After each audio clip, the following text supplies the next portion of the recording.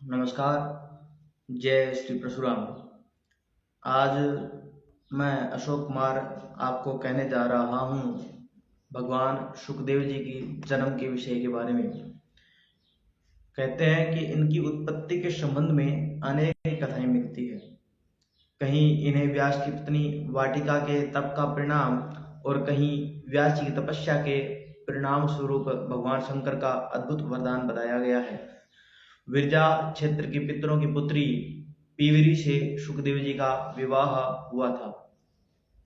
एक ऐसी कथा भी है कि जब इस धराधाम पर भगवान श्री कृष्ण और राधिका जी का अवतरण हुआ, तब श्री राधिका जी का क्रीड़ा सुख भी इस धराधाम पर आया।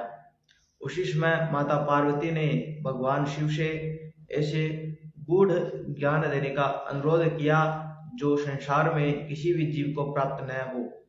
वह अमरत्व का रहस्य प्रभु से सुनना चाहती थी। अमरत्व का रहस्य किसी कुपात्र के हाथ में न लग जाए, इस चिंता में पड़कर महादेव पार्वती जी को लेकर एक निर्जन प्रदेश में गए। उन्होंने एक गुफा चुनी और उस गुफा का मुख अच्छी तरह से बंद कर दिया। फिर महादेव जी ने देवी को कथा सुनानी शुरू की। पार्वती जी थोड़ी देर तक तो आनंद लेकर कथा सुनती रही। जैसे ही कथा कहानी के बीच में हुंकारी भरी जाती है, उसी तरह देवी काफी समय तक हुंकारी भरती रही, लेकिन जल्द ही उन्हें नींद आने लगी। उस गुफा में तोता यानी शुक का एक घोंसला भी था। घोंसले में अंडे से एक तोते के बच्चे का जन्म हुआ। वह तोता भी शिव जी की कथा सुन रहा था। महादेव की कथा सुनने से उसमें दिव्य शक्तियां आ गई। जब तोते ने देखा कि माता सो रही है, कहीं महादेव कथा सुनानी बंद न कर दे, इसलिए वह पार्वती जी की जगह हुंकारी भरने लगा। महादेव जी कथा सुनाते रहे, लेकिन शीघ्र ही महादेव जी को पता चल गया कि पार्वती के स्थान पर कोई और हुंकारी भर रहा है। वह क्रोधित होकर शुक को मारने के लिए उठे। शुक वहां से निकलकर भागा। वह व्यास जी के आश्रम में पहुंचा। व्यास जी की पत्नी ने उसी समय जमाई ली और शुक सूक्ष्म रूप धारण करके उनके मुख में प्रवेश कर गया। महादेव ने जब उसे व्यास की शरण में देखा तो मारने का विचार त्याग दिया। शुक व्यास जी की पत्नी के गर्भस्थ शिशु हो गए। गर्भ में ही इन्हें वेद, उपनिषद, दर्शन और पुराण आदि का सम्यक ज्ञान प्राप्त हो गया। शुक ने संसारिकता देख ली, इसलिए वह माया के लिए पृथ्वी लोक के प्रभाव में नहीं आना चाहते थे। इसलिए ऋषि पत्नी के गर्भ से 12 वर्ष तक नहीं निकले। व्यास जी ने शिशु से बाहर आने का कहा, लेकिन वह यह कहकर मना करता रहा कि संसार तो मोह माया है, मुझे उसमें नहीं पड़ना। ऋषि पत्नी गर्भ की पीड़ा से मरणासन हो गई। भगवान श्री कृष्ण को इस बात का ज्ञान हुआ तो वह स्वयं आए और उन्होंने शुक को आश्वासन दिया कि बाहर निकलने पर तुम्हारे ऊपर माया का प्रभाव नहीं पड़ेगा। श्री कृष्ण से मिले वरदान के बाद ही शुक ने गर्भ से निकलकर जन्म लिया। जन्म लेते ही शुक ने श्री कृष्ण और अपने माता को प्रणाम किया और तपस्या के लिए जंगल चले गए। व्यास जी उनके पीछे पीछे पुत्र पुत्र कहकर पुकारते जा रहे थे, किंतु शुक ने उस पर कोई ध्यान न दिया। व्यास जी चाहते थे कि शुक श्रीमद् भागवत का ज्ञान प्राप्त करे, किंतु शुक तो कभी पिता की ओर आते ही न थे। व्यास जी ने एक युक्ति की। उन्होंने श्री कृष्ण लीला का एक श्लोक बनाया और उसका आधा भाग शिष्यों को रटाकर उधर भेज दिया जिधर शुक ध्यान लगाते थे। एक दिन सुखदेव जी ने वह श्लोक सुना। वह श्री कृष्ण लीला के आकर्षण में खींचे खींचे सीधे अपने पिता के आश्रम तक चले आए। पिता व्यास जी ने उन्हें श्रीमद् भागवत कथा के 18,000 श्लोकों का विधिवत ज्ञान दिया। सुखदेव जी ने इसी भागवत का ज्ञान राजा परीक्षित जी को दिया, जिसके दिव्य प्रभाव से परीक्षित जी ने मृत्यु के भय को जीत लिया। सुखदेव जी मुनि का परिवार और उनकी जीवनी। मुनि श्रेष्ठ सुखदेव जी महर्षि वेदव्यास जी के पुत्र थे। अपने प्रारंभिक अध्ययन अपने पिता श्री वेदव्यास से ही उनके आश्रम में किया। कालांतर में वेदाध्ययन के लिए देवगुरु बृहस्पति जी के पास उनको भेजा गया, जहां उन्होंने वेद शास्त्र, इतिहास आदि का अध्ययन पूर्ण किया। विद्याध्ययन के पश्चात आप पिताश्री के आश्रम में रहने लगे। सांसारिक बंधन और जीवों के जन्म मरण से आपका मन व्यथित रहने लगा। आप सांसारिक बातों से उदासीन रहने लगे। अपनी अप्रतिम प्रतिभा के कारण प्रारंभ से ही आप देवताओं एवं ऋषियों एवं मानव मात्र के श्रद्धा पात्र हो गए। आपका गृहस्थाश्रम के प्रति विमोह देखकर व्यास होने लगे। विवाह बंधन में आबद्ध करने हेतु व्यास जी ने सुनाई एवं पिता पुत्र के मध्य विचार विमर्श होता है। व्यास जी जहाँ से श्रेष्ठ धर्म नहीं मानते, वहीं सुखदेव जी गृहस्थाश्रम के कष्ट ज्ञाते। व्यास जी सुखदेव को समझाते, ब्रह्मचारी, वानप्रस्थी, सन्यासी तथा गृहस्थी सभी गृहस्थाश्रम से ही पैदा होते हैं। वेद और स्मृतियों के विधान अनुसार भी गृहस्थाश्रम ही श्रेष्ठ है तथा तीनों अन्य आश्रमों का पोषण करना भी गृहस्थाश्रम ही है। जहाँ तक कि देवता भी अपना पोषण गृहस्थाश्रम से ही पाते हैं। व्यास जी उन्हें समझाते कि मनुष्य के चार ऋण होते हैं: पितृ ऋण, देव ऋण, ऋषि ऋण और मनुष्य ऋण।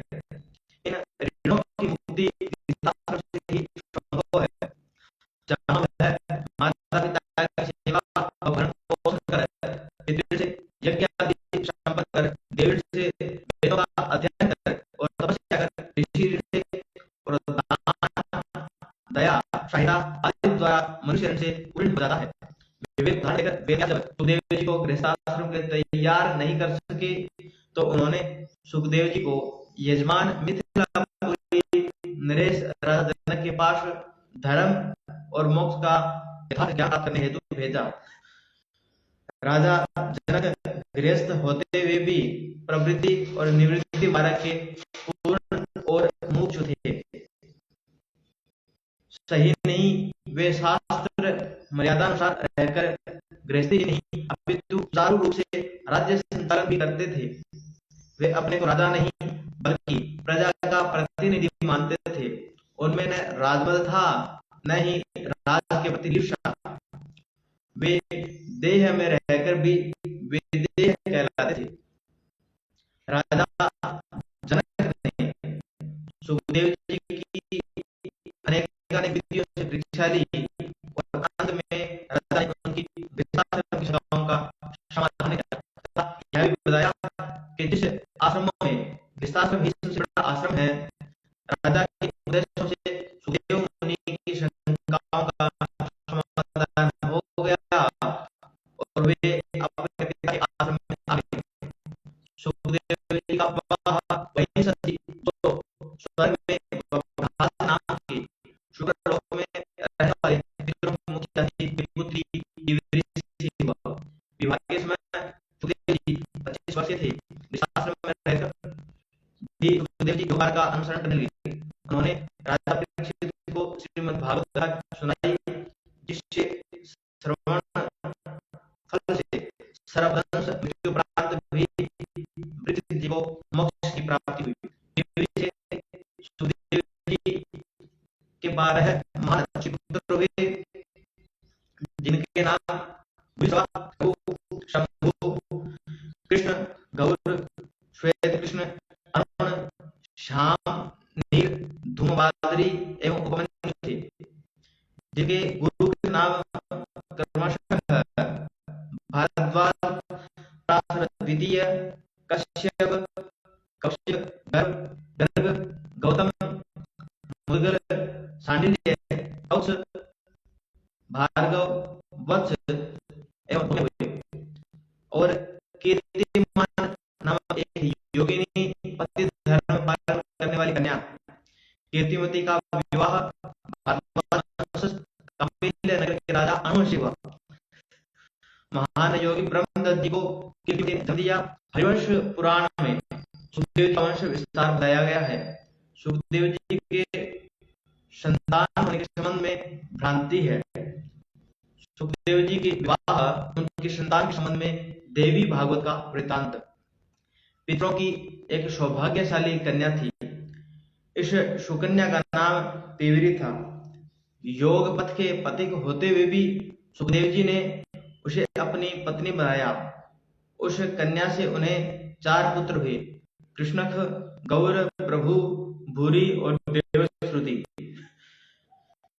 कीर्ति नाम की एक कन्या हुई। परम तेजस्वी सुखदेव जी ने विभ्राज कुमार मामा अनु के साथ इसका विवाह किया। अनु के पुत्र ही ब्रह्मदत्त हुए। सुखदेव जी के दौहित्र ब्रह्मदत्त बड़े प्रतापी राजा हुए, साथ ही ब्रह्म ज्ञानी भी थे। नारद जी ने उन्हें ब्रह्म ज्ञान का उपदेश दिया। हरिवंश पुराण में सुखदेव जी की संतान के संबंध में जो वर्णन किया गया है उनके अनुसार स तस्यां पितृकन्यायां पीवयां जनयिष्यति कन्यां पुत्रांश्च चतुरो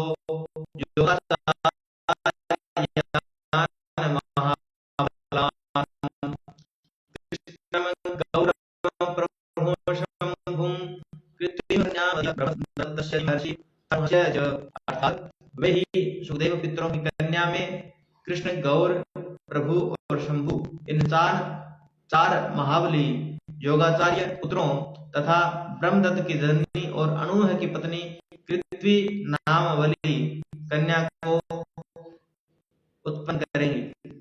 पुराणों में यह आख्यान भी आता है, बृहस्पति जी ने ब्रह्मा जी के पास जा सुखदेव जी का किसी योग्य कन्या से विवाह करने की प्रार्थना की। उन्होंने परिषद की कन्या पीवरी को इनके योग्य मान इसके साथ विवाह करने की आज्ञा दी। परिषद स्वर्ण में भ्रात नाम के सुंदर लोक में रहने वाले पितरों की मुखिया थी, जिनकी पूजा सभी देवगण, राक्षस, यक्ष, गंधर्व, नाग, सुपर्ण और सर्प भी करते हैं।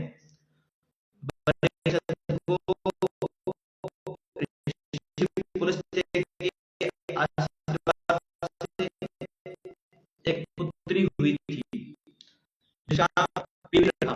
इस की तपस्या की वेदों के ज्ञाता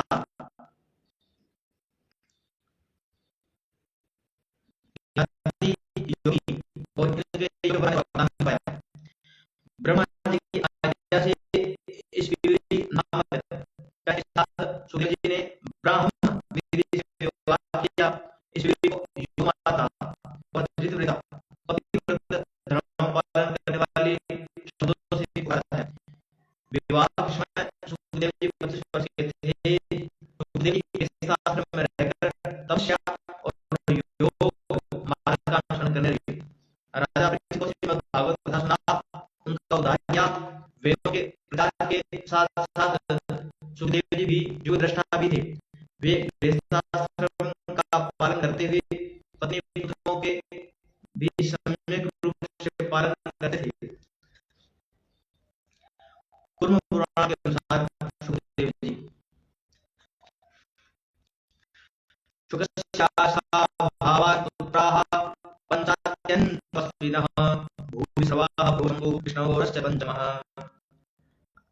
कन्या कीर्तिमती चैव योगमाता धृतव्रता। अर्थात ये कुर्म पुराण के अनुसार है। सुखदेव जी के महान 5 पुत्र थे, जिनका नाम ऋश्रवा, प्रभु, शंभु, कृष्ण और गौर थे, और एक पुत्री जिनका नाम कीर्तिमती था, जो योगिनी और पतिव्रता धर्म पालने वाली। पुराण के अनुसार भूरिश्रवाः भूशम्भुः कृष्णगौरश्च पंचमः कन्या कीर्तिमती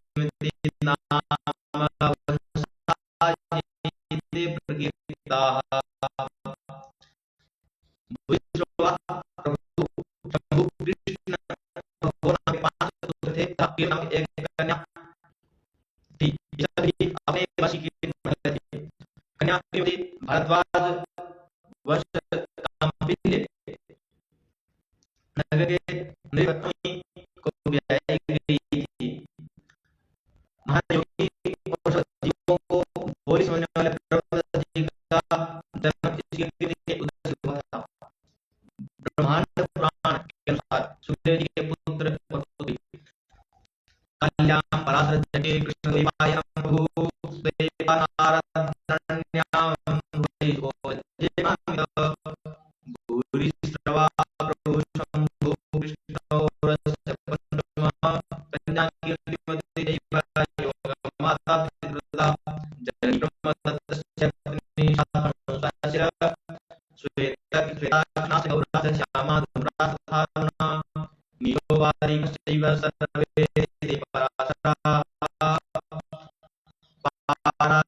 पाराशराणामष्टौ ते पक्षाः प्रोक्ता महात्मना। ब्रह्मपुराण पाद अध्याय 2 के अनुसार पराशर मनुष्यकाली सत्यवती में कृष्ण द्वैपायन हुए। कृष्ण द्वैपायन से आने से सर्वगुण संपन्न सुखदेव उत्पन्न हुए। सुखदेव से भूरिश्रवा प्रभु शंभु कृष्ण गौर कीर्तिमती कन्या जो अणुमह ऋषि को ब्याही गई, जिससे ब्रह्मदत्त उत्पन्न हुआ जो योग शास्त्र का प्रधान आचार्य था। और श्वेत कृष्ण श्याम धूम्र अरुण नील आदि पुत्र और उत्पन्न हुए। लिंग पुराण के अनुसार 12 पुत्र और एक कन्या होने का प्रमाण। द्वैपायनो हरण्यां वै शुकमुत्पादयत्सुतम् उपमन्यु च पीवरयां विद्धि मे शुकसुनवः भूरिश्रवाः प्रभु शंभुः कृष्णो गौरस्तमो गौरस्तु पंचमः कन्या कीर्तिमती चैव योगमाता धृतव्रता श्वेत कृष्णस्य गौरश्च श्यामो धूम्रस्तधारुणः नीलो वारिकश्चैव सर्वे ते पराशराः। पुराण अध्याय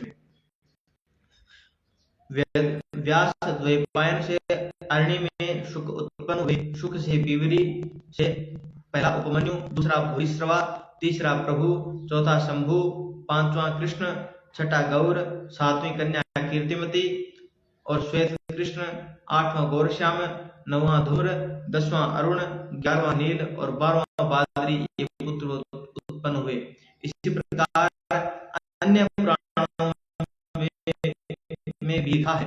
ये तालपाद्य धर्मात्मा में योगदान बुद्धिमान महायोगी ततो गंता पुनर्नावर्तिनीं गतिम् यत्पदमनुद्विग्नमव्ययं ब्रह्म शाश्वतम्। हरिवंश में पर्व 18 अध्याय।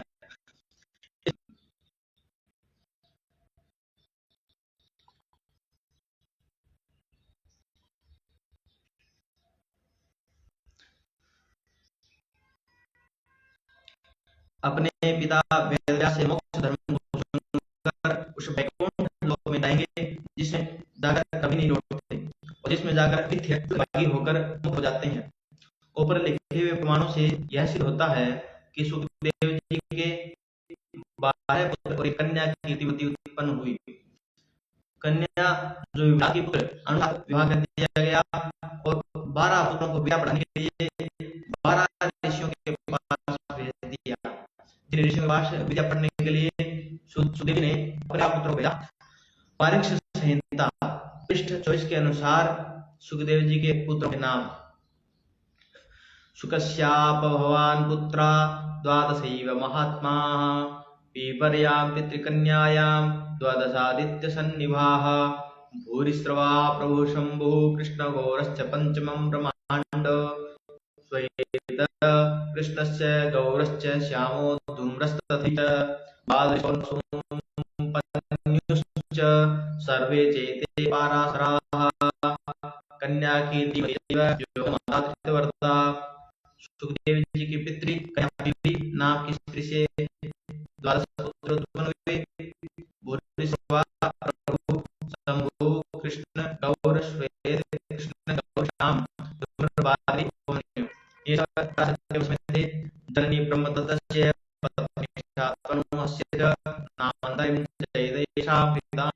भूरिस्तदा भारतस्तु प्रथमो द्वितीयस्तु पराशरः तृतीयो कश्यपो नाम्ना कौशिकस्तु चतुर्थकः गर्गश्च पंचमो गेयः षष्ठः सप्तमो वत्स नामा वै शाण्डिश्चाष्टमः स्मृतः भार्गवो नवमो नाम मुद्गलो दशमः स्मृतः एकादशो गौतमश्च द्वादशः कौत्सनामकः अध्यापयन् च गणान् पुत्रांश्च वीर्यवान् उवाच हिमवत्पृष्ठे पाराशर्यो महामुनिः।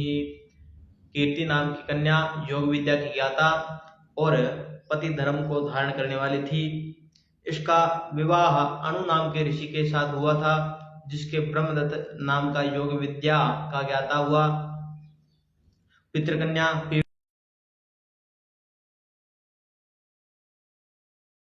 जो इन्होंने दूसरे नाम रखे थे, पहला भरद्वाज, दूसरा पराशर, तीसरा कश्यप, चौथा कौशिक, पांचवा गर्ग, छठा उपमन्यु, सातवां वत्स, आठवां शांडिल्य, नौवां भार्गव, 10वां मुद्गल, 11वां गौतम और 12वां कौत्स। सुखदेव जी ने गृहस्थाश्रम में रहकर चारों वर्णों से मुक्ति प्राप्त की तथा पिताजी की आज्ञा से सुमेरु पर्वत पर गए, जहां तप जप ध्यान करते हुए मोक्ष को प्राप्त हुए। इस प्रकार उपरोक्त प्रमाणों से सिद्ध होता है कि सुखदेव जी के 12 पुत्र और 1 कन्या हुई। जय श्री राम, जय श्री कृष्ण। और आप हमारे इस वीडियो को ज्यादा से